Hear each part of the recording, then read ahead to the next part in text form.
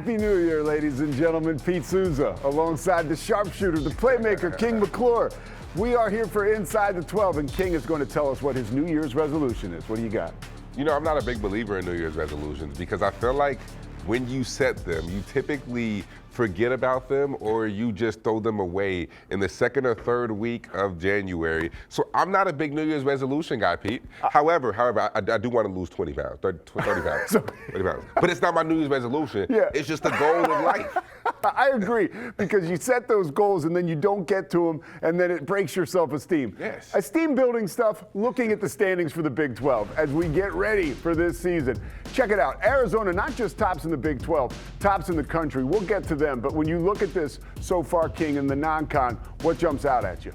I mean, it's just the depth of this conference. I mean, this conference is so deep, and when you look at it, UCF, I mean, who would have thought a school or a team like UCF would be rolling the way that they are rolling, and they're in the top 8 of the conference, them and Oklahoma State? What a massive jump for both of those programs to be at the bottom last year and now slowly climb their way into the top. And granted, we haven't played a conference game yet, but what they've done so far has been impressive. Yeah, Johnny Dawkins, his son, is a great actor. Showtime for him right now as a coach. They're looking pretty good. All right, let's get into some of our top storylines right now. We're going to start with Houston, right? The reigning, defending Big 12 champs. They have done so well so far in the non-con. They took it to the SEC, really. They beat Arkansas. They beat Auburn, right? They barely lost to Tennessee, number 17 Tennessee. They also beat Notre Dame and FSU. Do they have the pieces to repeat? Yeah, I do. I really do think that they are capable of repeating, and I'm a big believer in it's something you'll always hear me say. Good guards help you get wins in March. Yeah. And they have a plethora. They have 3 guards who I think are as good of a trio in the country, not just in the Big 12, but in the country. So I got a question for you on that. Go ahead. Kelvin Sampson says he was asked this week, hey, you're playing a little faster this year. Is that going to be who you are? Do you think they can win and keep that same Houston grit with an up-tempo basketball attack? I honestly think it makes them more dangerous. Because when you think about it, defensively, they haven't changed. They are who they are. They're going to be tough. They're going to be physical. They're going to speed you up. However, what they're doing better this year than I think they did in years previously is they're taking those turnovers, they're getting those stops and converting those into transition buckets. And I think that right there makes them a lot more dangerous, because you know that when they get into the half court, they're going to wear you down and get that shot clock under 10 every possession. So now that they can convert in those easy transition buckets, that takes their offense to a whole different level because they're not forced to play in the half court. Game 1 for them coming up. They take on Cincinnati, 2 p.m. Eastern time on Saturday. Arizona, the number 1 team in the country. They have beaten 8 straight teams by 20 points or more. Goodness. That's a statement, dude. What do you think all the success so far in the non-con means for them going forward this year? It means that they are absolutely legit, and this is a great team, but they're unique. I think we live in a day and age in college basketball where teams want to pace in space. They want to push the tempo, and they want to get as many threes up as possible. This team does not play that way. They are trying to wear you down. They're going to be the toughest team. They're top 5 in the country in offensive rebounding percentage. Majority of their points, right? When it comes to the three-point line, they're like bottom. Like I'm talking about like in the 350s in shots and 3-point field goal attempts per game. You love that. I love that. It's different. And I think that's what makes them so tough to play against. And defensively, they're special. They have the 3rd best defense in the country. I mean, when you look at what Jaden Bradley is doing and Braden Burries, these are 2 guys. Jaden Bradley doesn't get talked about enough when we talk about the best guards in the country. Yeah. Burries doesn't get talked about enough when we talk about the best freshmen in the country. I mean, he's the leading scorer on the number 1 team in the country. We got to give this backcourt a lot more love. Yeah, we absolutely do, and I couldn't agree with you more. By the way, their first game against Utah, 4 p.m. Eastern time on Peacock. Oh. King and I both calling games on Peacock and ESPN this year. Like to welcome Peacock to the party. Also TNT, we've seen them so far featured on some of the Big 12 schedules. All right, dark horses. Teams that could cause havoc this year in the Big 12. Well, I got my Baylor Bears, man. My Baylor Bears, they looked good. Then all of a sudden they got an addition of James Najee that takes them over the hump. Because look, what they were missing, right? I thought it was 2 positions, that point guard spot and that big spot, that 5-man spot. Because right now they had Ratai playing the 5, and he's not a true 5. He is a 4 when he is at his best. And Caden Powell is good, but he's not the type of 5-man that's gonna literally get you wins when it comes to conference play and in March. So right now, you add Cam Carr Tunde, Obi, and then you put them with a guy like James Najee. Legit 7 feet, by the way. Legit big. That is an athletic freak, a lob threat. He can protect the rim. Like, this is what Scott Drew loves. He loves bigs like this. Yeah. He is going to thrive and take this Baylor team to another level. And you know, I talked to Scott Drew yesterday around the Baylor game, and he says, look, they're not leaning into the controversy per se, but he says, we went by the rules to get this done. Yeah. There was a lot of work that was put into this. It is within the rules. Baylor's doing everything they can to win, and you know, you got to tip the cap to him. I think it's a gutsy move, and it's a shrewd move. I love it. He's playing that villain role. Oh, he's the picture with the Sikkim with James Najee. Forget what everybody else is talking. He wants to do his best for his program, and he did it. I'm always going to back Scott Drew no matter what. Another team in Texas to look out for in Fort Worth, TCU, man. They guard you like crazy, and they wear you down. They take the whole shot clock. They make you guard them. Keep an eye on Jamie Dixon and the Horned Frogs this year. All right, we're going to come back with all the Kings men. That's right, King McClure, his top dogs, as we get in to Inside the 12.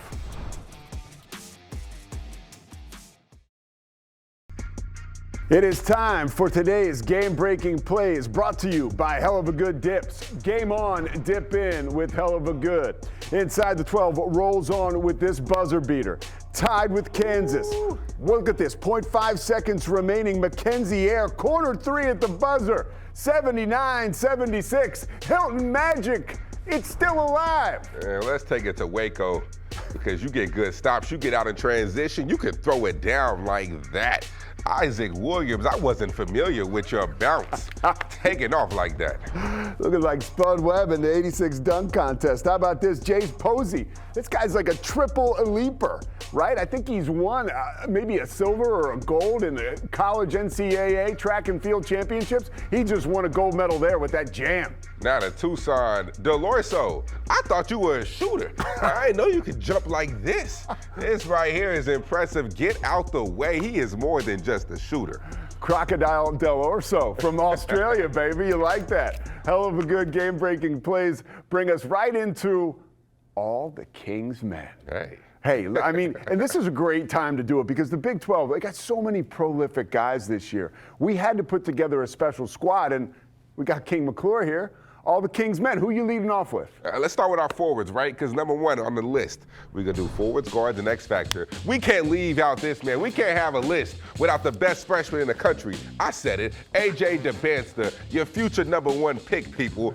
The things that he can do, the way that he can take over the ball game in a plethora of ways, so impressive, all right? Also, his front court mate, JT Toppin, Mr. Double-Double. What can't he do on the floor? He's going to get to his left hand, right shoulder. He's a dominant force. Yeah, I mean, you talk about Devonta, 23 points a game, second in the NCAA, 7.5 rebounds, and then with Toppin averaging over 20 points and over 10 rebounds. They're really doing it. It's not just a statistical thing. If you watch them play, they're bodying people up and giving people a hard time. Let's go to the backcourt. All right, let's start with Cam Carr because I think that he has been terrific. I mean, he can shoot it off the bounce. He can get to his tray. He can jump. He's a super athletic freak. I mean, this dude right here has shown America that he is one of the best guards in the country. I don't know what Rick Barnes was thinking because that man is terrific. And speaking of terrific, Christian Anderson.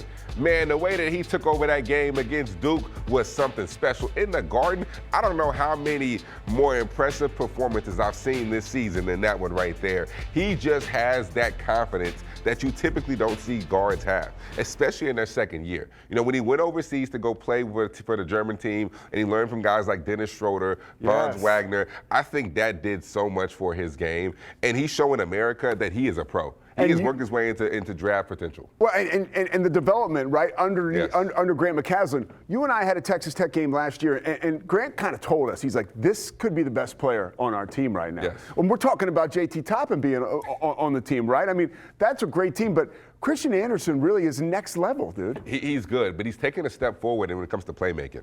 His ability to be able to make the right pass in the pick and roll, control the game with his decision making, that's what I've been most impressed with. We knew he can make shots, but his decision making and holding it down at that point guard spot, that's what I've been most impressed with. One thing I've learned about Cam Carr is he's a leader too. We saw, earlier last week when they announced that they were going to take James Najee. He was out in front of the press saying, "Hey, we're welcoming him with open arms." I was a midseason transfer. I'd open him with open arms too. Shoot, gonna help you win. But Cam Carr he's just as good a person as he is player, which is really cool. All right, let's get into the X Factor. This is a lot of fun, and I can't wait to hear who you have. Joshua Jefferson at Iowa State. Goodness, you talk about taking a leap.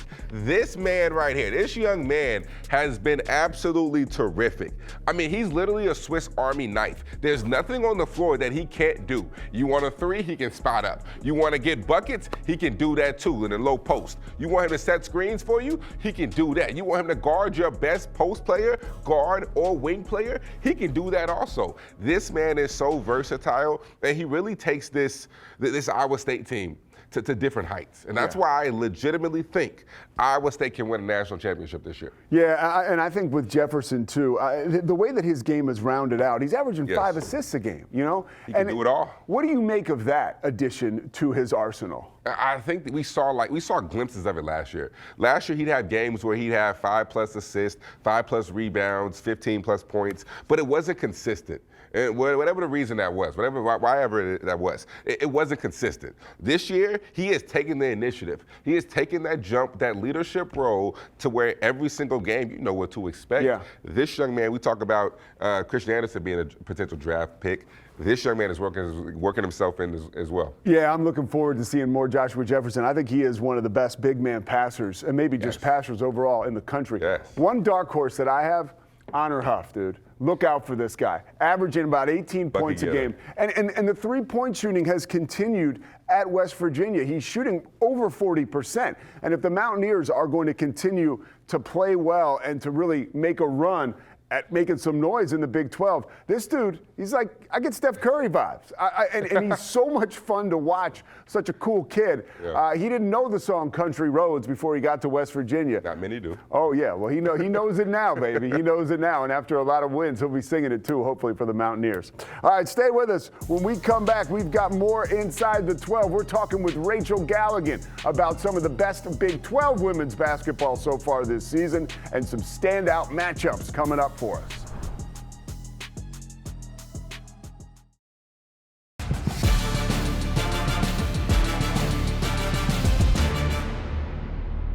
Welcome back to Inside the 12. Time to talk about one of my favorite things to talk about, women's hoops. And we welcome in Rachel Galligan to talk to us about Big 12 play that is now underway. Nobody could take a charge like Rachel Galligan back in the day. We're talking grit personified.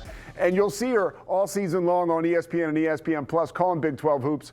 Let's talk about conference play. King, I know we got to talk about your Baylor Bears. Unfortunately, starting off with a loss. Goodness gracious. They took a massive loss, got upset by Texas Tech. How significant was this win for the Lady Raiders? I mean, well, first and foremost, it was a total chess match. I mean, it was a game that really went down to the wire. Bailey Maupin hit 2 clutch free throws with 3 seconds left to go up 1 and secure the win. Snutta Collins led the way with 21 points in 19 minutes. Texas Tech forced 21 turnovers with 17 points off of those Baylor turnovers. And, I mean, you asked the significance. It was Texas Tech's first win versus Baylor since 2011 and their first win in Waco since 2004. The Lady Raiders also broke into the top 25 for the first time since 2012, currently ranked at 21. Wow, I mean, that's such a huge win. And another huge storyline around the Big 12. You got to go to Tempe. The Sun Devils are 14-0 after a win over Colorado last week. Molly Miller is like America's sweetheart. It's their best start in program history. How good is this team, really? Well, I mean, that win in particular, I was really impressed to see the well-balanced offensive effort from the Sun Devils with 4 players in double figures. They shot 59% from the field. 58% from the three-point line, probably their best offensive effort in a total package, in my opinion. As you mentioned, that 14-0 start is the best start in program history. And you mentioned Molly Miller. Interesting stat. She has won 44 straight non-NCAA tournament games going back to last season when she was coaching at GCU. So, yeah, I mean, she's probably one of the hottest coaches in America right now. For sure, yeah. Hey, you want to talk about a team that's hot and a team that's rolling. Iowa State, all right? Lady Cyclones team is they're high level, they're good. However, they were taken to the wire by this Kansas team. Crazy buzzer beater. You told us to watch out for the Jayhawks, all right? What did you see in that game from the Jayhawks? I mean, listen, I don't want to tell you I was right, but you just knew that this game was going to be great. In my opinion, it was one of the most exciting games of the season so far. Totally came down to the wire with Kenzie Hare hitting a 3 at the buzzer to win it for the Cyclones 79-76. Honestly, there was just some incredible offensive firepower between both of those teams. Audie Crooks dropped 41 points, dropped another 40-piece. Jada Williams had a double-double with 11 points and 10 assists. And then for Kansas, Samaya Nichols had 29. And honestly, I mean, it was in Ames. It's always a great college basketball environment. What did you see out of Kansas, or Iowa State, excuse me, their ability to kind of take a punch and keep moving? This was a huge test for them. And what King talked about, they were taken to the wire. What did we learn about their resolve? I just think that they're resilient, especially at home. I don't know if they're going to lose a game at home this year. And we questioned a little bit at times early on, okay, when were they going to be tested? We obviously saw that win against Iowa. That was a huge win. And we knew that Kansas game was going to be a big matchup. And so I've just been really impressed with Iowa State and just this junior class in particular and how they've been able to elevate their play to a higher level, especially late in games. Let's talk about some of the previews or some of the matchups that are coming up this week. Arizona State and BYU, Saturday at 4 p.m. on ESPN+. I feel like we're going to learn a lot about the Sun Devils now as we get into the thick of conference play. What do you foresee happening in this particular game? Well, I just think it's going to be a really fun battle between two first-year head coaches who have their teams off to some of the best starts in program history. Lee Cummard has done a really good job. He's got a lot of young, great talent. Delaney Gibb getting back and healthy back into the rotation. And then, like you said, seeing Arizona State on the road in Provo, I'm excited for that test. All right, how about Baylor and Iowa State? I know King is concerned about that one. Look, my only question to you is, how does Baylor slow down Audie Crooks? What do they have to do in order to slow her down? Hope for the best.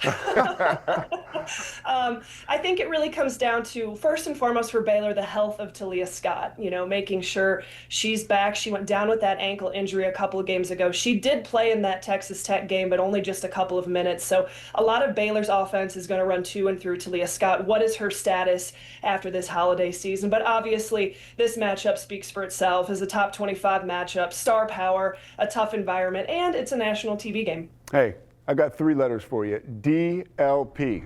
Dariana Little-Page Bugs.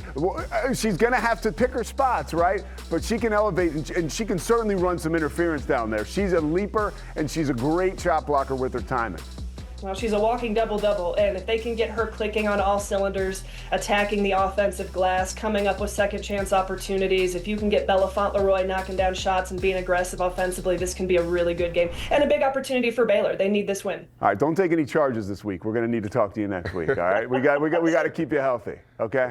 I'll do my best. All right, Rachel Galligan, thank you so much for joining us. We appreciate you. We will look for you on the tube.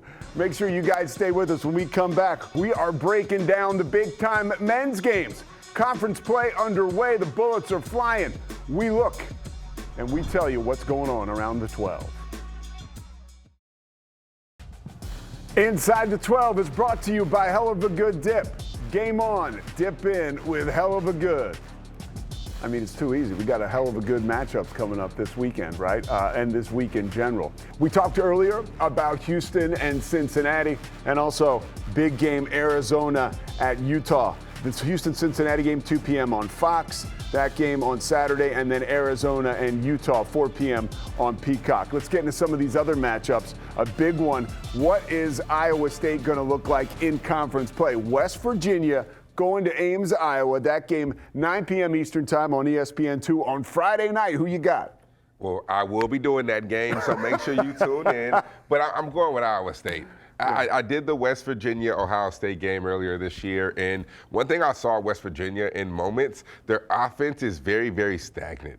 They're not a great offensive team. Outside of Honor Huff, they struggle to really generate points. Lorian is a guy who got hot in that game, has shown flashes that he can score, but outside of Honor Huff, they really don't have too many guys that can get buckets. Eagle Staff was supposed to be a guy that they can rely on, but they haven't done that yet. He hasn't produced at the level in which they expected him to. So I'm going with Iowa State. The defense is suffocating. Ames will be rocking. Iowa State Cyclones, I'm picking them this week. King McClure on the call. I'll tell you who wins that game. The fans do, right? The fans win. All right, Oklahoma State at Texas Tech. Saturday, 1 p.m. Eastern time on ESPN. Tough place to play, man. Lubbock's a tough place to play, but Oklahoma State, they're on the come up, this squad. This will be a sneaky good game. And if you are not careful, if you're not locked in Lubbock, Texas Tech, and Grant McCaslin, Oklahoma State's the team that could go in there and get a dub and beat you. Really? So you better lock in because Oklahoma State is good. They are good. They are different this year. Roy is arguably a guy who is the best bucket getter in the Big 12. Arguably. Just watch out for him. Looking forward to seeing some juice back in Stillwater this year. Yeah, you know, some of those, have it. yeah, some of those Saturday Yes. afternoon games last year because the team was struggling, just you didn't feel a real vibe in the arena. Yes. That place can rock, and they deserve it to be rocking. Him and Victorious Miller are two guys that are legit dudes that can go off for 20 plus any night. So watch out because this Oklahoma State team can go into Lubbock and possibly get a win. I'm not saying they will. Yeah. I'm going to go with Texas Tech. But if they're not careful, they will get beat. Another tough place to play, and this is why it gets so fun because these home court environments really start to make their mark. You got BYU on the road playing at Kansas State. That's Saturday, 1:30 Eastern on CBS. Your thoughts on that game? Well, I think that BYU is going to handle Kansas State. Okay. Kansas State has been good, but they just have not really turned the corner and been great this year. And I hate to say that because I love my guy Jerome Tang. PJ Haggerty's been phenomenal, but the other guys, when it comes to Nate Johnson, they just haven't really came to the party. Yeah. At least in a consistent manner. So you want to see them try to be those guys in which Jerome Tang recruited. Those bucket getters that can take over games at any moment. So I'm going with BYU in this matchup. Yeah, PJ Haggerty working on the ball distribution aspect of his game, but it's like, wow, but maybe they're going to be better off if he just takes over more often than not. All right, we got number 17, Kansas at UCF. This is a big one on the docket. That is Saturday, 2 Eastern on Peacock. You did this game last year. Oh, my goodness, Pete. This was one of the hardest games I've ever had to do in my life. From the first 5 minutes, it was over. Kansas just straight dominated UCF for at least 35 minutes out of the 40. This is a different Knights team. But that's what I'm saying. This is their year of revenge, their year of get back. And especially with Darren Peterson probably not playing, I think with the way this UCF team is playing, they can get their get back, they get their lick back, and get a dub. Why'd you have to mention Darren Peterson? We don't have enough time now because I got to get your thoughts on that. We'll talk about that next week. Inside the 12, we'll be back with another edition, our second edition of 2026. Make sure you catch us on all your local stations in Big 12 markets and on the Big 12's YouTube page. For King McClure, I'm Pete Souza. We'll see you next week.